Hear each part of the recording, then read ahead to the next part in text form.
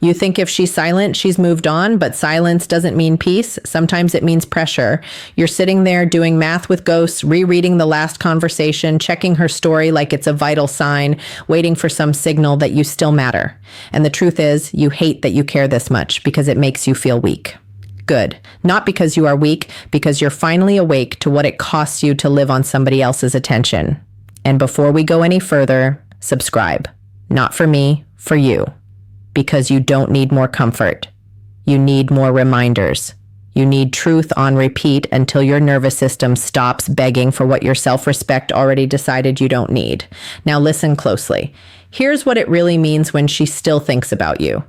Even if she's silent, it doesn't automatically mean she wants you back. It doesn't automatically mean she's plotting a return. And it definitely doesn't mean you should chase.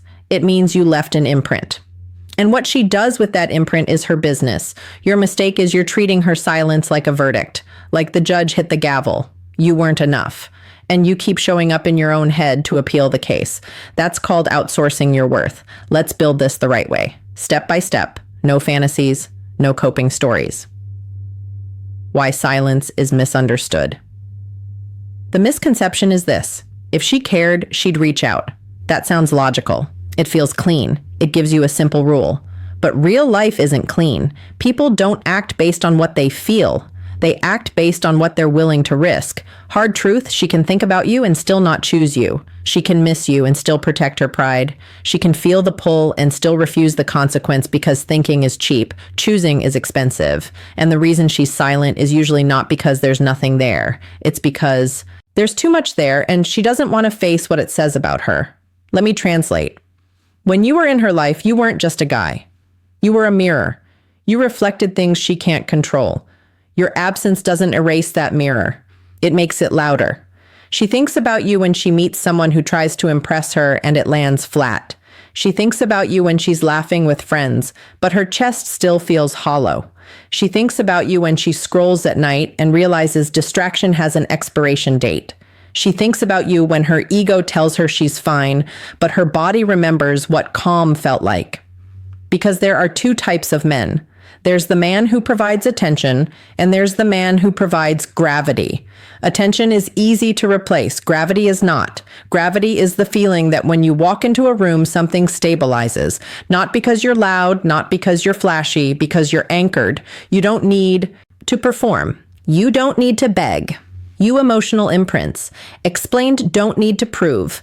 And that is rare. So why does she still think about you? Because a woman doesn't forget the man who made her feel safe without making her feel trapped. She doesn't forget the man who had standards without punishing her. She doesn't forget the man who could lead without controlling. She doesn't forget the man who could walk away without theatrics, even if she never says it, especially if she never says it. Because silence is also strategy. Sometimes she stays silent because reaching out would force her to admit she lost something valuable. And that admission hits her identity. It hits her pride. It hits the story she tells herself about being the one who's always fine. Sometimes she stays silent because she's waiting to see if you'll break, if you'll chase, if you'll collapse into the old role of available on command, because if you chase, she gets relief without responsibility. Read that again. Relief without responsibility. She gets to feel wanted without having to choose. She gets to feel power without having to face truth. She gets to keep you as an option while pretending she's above it.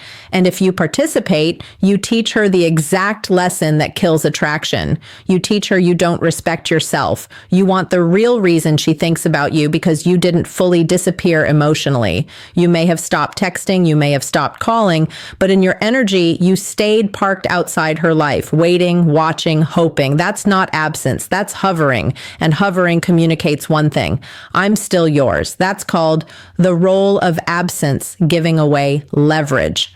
Let's go deeper. Root cause. The reason she still thinks about you is not romance. It's contrast. She compares. She compares what it felt like to be around you to what it feels like without you. She compares your consistency to other people's confusion. She compares your directness to the modern epidemic of half-truths. She compares your grounded presence to the anxious entertainment she keeps mistaking for connection. And that comparison creates tension. Here's the part you don't want to hear, but you need it.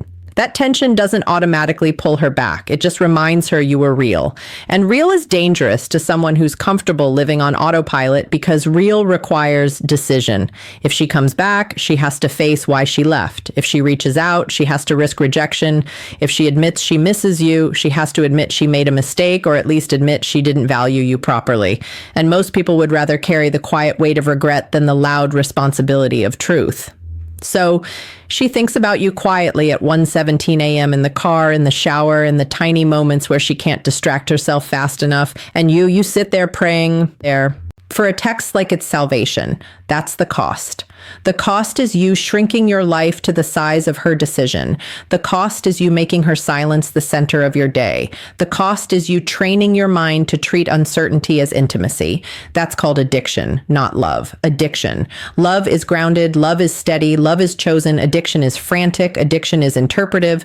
Addiction turns scraps why she doesn't reach out into meals. You're not starving because you need her. You're starving because you abandoned yourself. Let's reframe this like a man. Her thinking about you is not your mission. Your mission is becoming the kind of man whose absence creates clarity everywhere he goes. Not because he's trying to make her regret it. That's still validation seeking. That's still being controlled. No, he's not motivated by revenge. He's motivated by alignment. Let me paint the archetype. The man. The man isn't the cold guy. He's not the petty guy. He's not the I don't care liar who clearly cares. He's warm, but he's not available for nonsense. He listens, but he doesn't negotiate his standards. He's calm, but he's not passive. He's honest, but he's not needy. He's present, but he doesn't abandon his purpose to be liked. He doesn't argue for his value. He demonstrates it quietly through how he moves. He doesn't send paragraphs trying to explain his heart to someone who's comfortable misunderstanding him. He doesn't chase closure from someone who benefits from keeping things blurry. He doesn't keep reopening the same wound just to feel something familiar. He lives in reality, and reality is simple. If someone wants to be in your life, they make it easier, not harder. So what do you do now? You stop interpreting. You stop monitoring. You stop negotiating with silence. You stop giving her free access to your mind. You don't act unbothered. You become unbothered because your life is full. Here's the tight sequence. Do this in this order. No theatrics. First, cut the fake proximity. If you're watching her when silence means reflection stories, stop. If you're checking her profile, stop. If you're rereading old messages, stop. If you accidentally keep a thread open just in case, stop. That's not romance. That's self-harm with a soundtrack. Second, remove the open door you secretly hope she walks through. No. I'm here if you need anything. No. Just checking in. No. Hope you're doing well. Fishing lines. Your attention is not a charity. Your attention is earned. Third, redirect the energy into something that builds you. Your body, your money, your craft, your friendships, your environment, your mission, because a man without a mission will always turn a woman into one, and that's the fastest way to lose yourself. Fourth, upgrade your identity language. Stop saying, I miss her. Start saying, I miss the feeling I had when I abandoned my standards to keep a connection alive. Call it what it is. That's called accountability.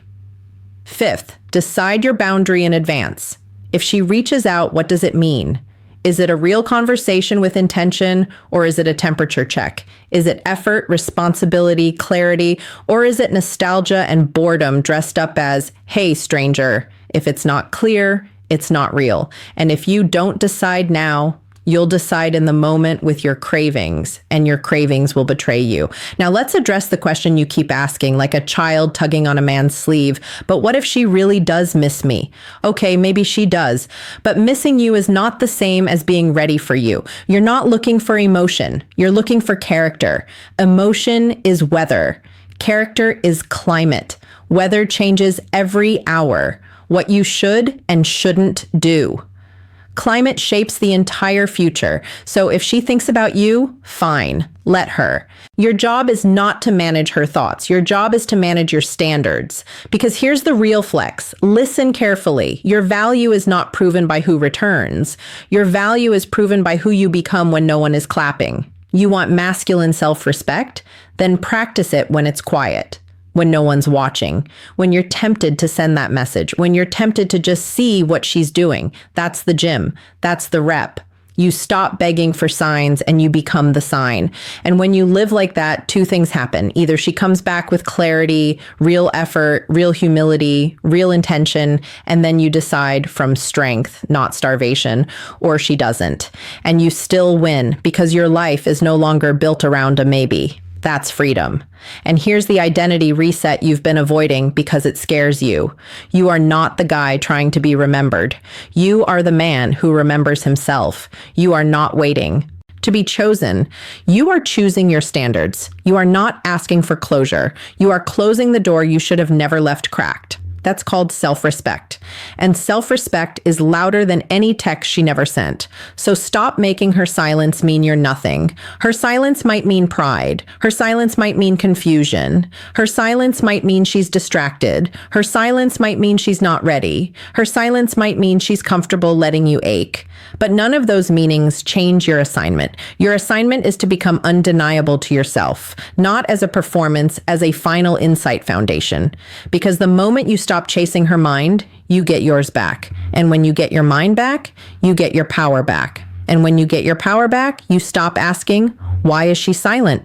And you start asking, why was I available to someone who could leave me in the dark? That's the upgrade. That's the man.